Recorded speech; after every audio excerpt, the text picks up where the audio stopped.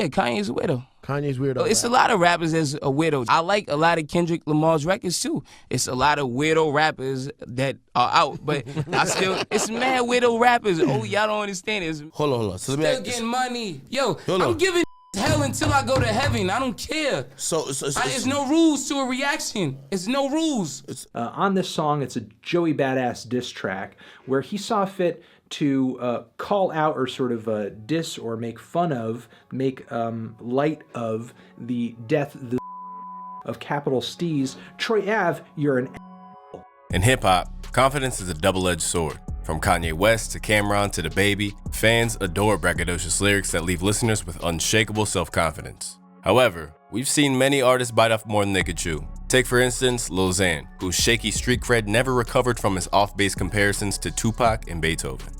2 was born music. 9. Beethoven made beautiful music. That being said, few rappers encompass unabashed cockiness like Troy Ave. Once heralded the savior of New York rap, the slick-talking Troy Ave has taken a backseat to drill rappers like Pop Smoke, K-Flock, and the like. Despite this, Troy has refused to be a forgotten artist. Whether it be for his music, his countless beefs, or near-death experiences, Troy has remained a tentpole of New York rap as one of the most confident, yet unlikable rappers of all time. Way back in 2012, Troy was tipped as one of New York's great hopes for the future. Initially championed by Pitchfork, their 7.3 review of Bricks in My Backpack 2 stated, "Ave is everything history tells us a Brooklyn rapper should be. Clever, intuitive, smart, and relaxed." By the following year, Troy was largely touted as the man that was going to bring the feeling back to the Empire State, and when he announced that his debut record will be dubbed New York City, the album, it was clearly a task that he was willing to tackle. It's what I see in him that I see in myself. To me, Troy Ave is like a 1986 baby and probably don't know that. Raekwon said to Troy after linking up with him on the record. 86 for me, that was the energy I had. It's what he's bringing to the table, so I see myself in him in many different ways.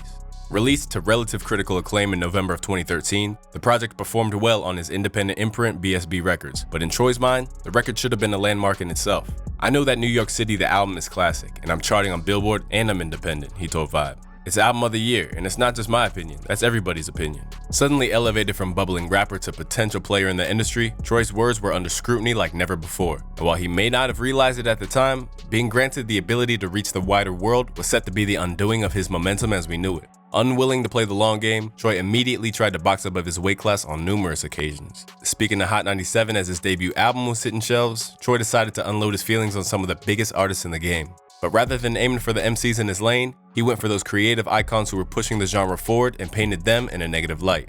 Yeah, Kanye's a widow. Kanye's weirdo. It's a lot of rappers that's a widow. I like a lot of Kendrick Lamar's records too. It's a lot of weirdo rappers that are out, but it's mad weirdo rappers. Oh, y'all don't understand it. Resoundingly killed by the broader hip-hop listenership for his claims, the decision to dub anyone daring to move away from the genre's norms as weird got him off on the wrong foot with anybody whose first interaction with him was this interview. And from there, he just wouldn't back down.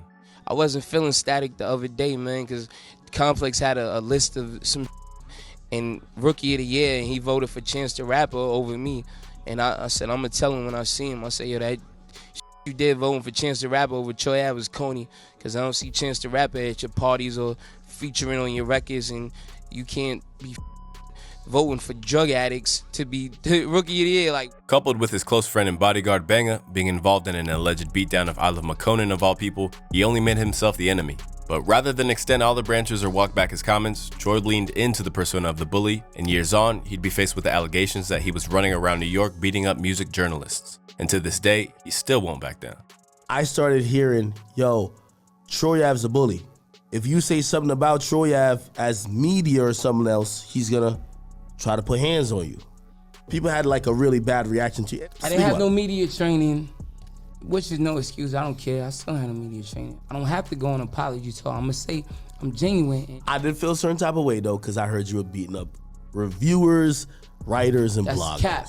There was some writer who came out and they were like, oh, Troy Ave intimidated me. Oh, you might be talking about the writer who, he came out with me to my old hood. We went out, the goes and writes, yeah, I'm pretty sure Troy Ave had a gun at this time. Are you trying to incriminate me? Did you beat that bro? Be honest. I heard he got hands put on him, but I didn't know. But while all of this could have been chalked up to the bravado of a bold, new MC, what really tipped the scales of public opinion was his approach to his relatively low-key feud with Joey Badass. As with very little provocation, Troy Ave decided to use his diss track against the pro-air leader to poke fun at the tragic of his close friend and collaborator, Capital Steez. Almost immediately, even those who'd normally give him the benefit of the doubt, including fellow New York vet Mano, condemned his actions. But I think his perspective on that was wrong. I ain't really one to always comment on what men do. It's just a lot of people who have had family members, sons, daughters, uncles. Does that make everybody around him or his family or his homies weak because of that? I think he got that though. Later on. With the Locks legend Styles P claiming that when you have no sensitivity towards others' pain, that ain't being a gangster, that's being a creep. Troy had every opportunity to retract it, but instead he doubled down during an interview with Sway in the Morning. You ain't pass away. Okay, that's the difference. Okay. God gave you life. It ain't your right to take that. That's a fact. Your friends speak to your character. I got friends as he got friends as himself. We not on the same level, dog. Don't play with me. Having lost the civil war between Brooklynites in every sense, Troy had drastically reduced his own stock as both an artist and a human being in the eyes of many fans. And when it came time for him to release the follow-up to his debut, 2015's Major Without a Deal, the hip-hop world voted with its apathy, and in turn, made Major Without a Deal into a deeply ironic title for his sophomore project. Especially when you consider that the project had high-profile features from A$AP Ferg, Diddy, Mace, 50 Cent, Snoop Dogg, and more. Peaking at number 109 with 4,500 sales, the disdain that Troy had amassed meant that he was relentlessly clowned on social media for these numbers, whereas if he was any other independent artist, he likely would have been given a pass and room to grow. Having dragged his own name through the mud, it's in Troy's admirable, self-made grind that his true merits to the game can be seen. And in an interview with The Breakfast Club after the album's release, he made a really compelling case for why, rather than being a disaster, this was still a successful project for him. Is 4,500 records sold a flop for independent artists? Hell no, hell no. You gotta think, if I'm getting 95% of my bread, and within that week, I made 120 bands between the record sales, between 30,000 singles. It don't matter, you gotta get the slow grind, like the Reasonable Doubt grind. I could really match a platinum artist buck by buck with not even a single going gold, because what usually happens is an artist, they'll get a deal, and their regular deal, they get 15% off every dollar. A little more if they hot. I'm getting 95% on every dollar. With an outlook like that, Troy should be incredibly easy to root for. However, when teamed with everything else, his status as a sharp business mind never gets through to the vast majority of fans because of the damage that he's already done to his reputation. Thus, when he was implicated in a shooting at a T.I. show in Irving Plaza, the world at large wasn't too eager to hear his side of the story. In fact, hip-hop even responded with a collective shrug when he was shot on Christmas Day back in 2006. However, even if this situation would have given him some leverage, the news that he intended to provide evidence against fellow NY rapper Taxstone in reference to the shooting meant that he was now in violation of his own street code. And if there's anything that hip-hop takes a strong stance against, it's snitching. After rhyming, "I'm only loyal to my fam, middle finger from the stand, it's either me or you," on Too Legit to Quit, Charlamagne the God didn't hesitate to award him the dubious title of Donkey of the Day. I don't claim to be a gangster.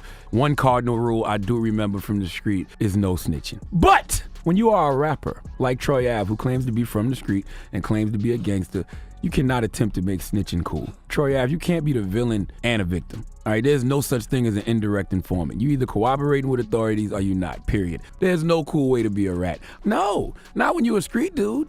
From referring to himself as Nupac in 2017, to claiming that he was now moving more militant in the wake of Young Dolph, even though he advocated for rappers to kill fellow MCs on more than one occasion, Troy has continually made a rod for his own back. And at this point, it feels like he has actually created his own glass ceiling that was forged by his words. Despite this, during a recent trip to DJ Academic's Off the Record podcast, Troy refused to acknowledge that the toxicity of his brand played any part in him never becoming the voice of New York. However, he was quick to point fingers at others. I done passed my trajectory. All the goals I set for myself, I passed them. I had to make new goals. I came in the game coming out the streets. I transitioned, I went positive, and I made myself rich. Everything that I did has never been done by an independent, a real independent. Standing as tall and confident as ever, Troy Ave has remained steadfast himself, despite being through the ringer while constantly gaining criticism throughout his career. Also, in many recent interviews, a more mature Troy has emerged with mentions of philanthropy and a family man mindset. Perhaps, time has helped Troy Ave work to become a better man and artist. Don't drop the soap. Hold on. So let me Still ask getting money. Yo, Hold on. I'm giving hell until I go to heaven. I don't care. There's no rules to a reaction. It's no rules. Maybe not. Instead of being a beacon of growth, Troy Ave refuses to back down when put in a corner. It seems that there's been little change in Av's mindset since this 2016 tweet. You don't have to be politically correct when you self-made. If nobody built you up, nobody can tear you down. Help can be a handicap. #facto. His confidently harsh persona reminds us that he will never quit antagonizing his enemies and won't bat an eye to low blows. And when it comes to his rambunctious persona, it seems that not much has changed for the rapper. Nonetheless, whether you hate him or love him, one thing is certain.